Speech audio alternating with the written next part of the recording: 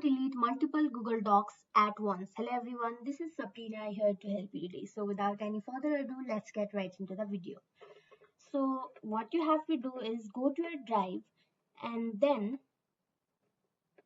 select the Google document you want to delete like this.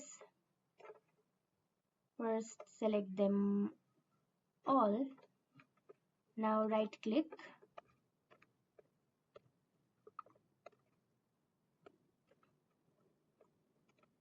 and you will see the option of move to trash.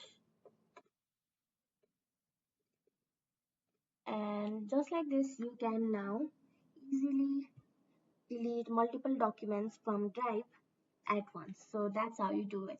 Thank you for watching this video. Make sure to like, share and subscribe to our YouTube channel. If you got any question, comment them down and I'll catch you in the next one.